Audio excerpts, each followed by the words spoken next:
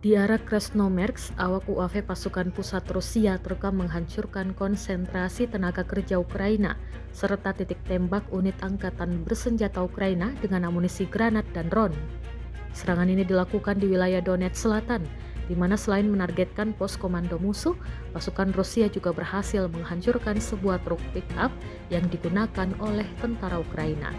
Rekaman momen serangannya diunggah di Telegram pada Senin 17 Maret 2025. Operasi ini juga menggagalkan upaya pasukan Ukraina untuk melakukan manuver dan memperkuat posisi mereka di garis depan.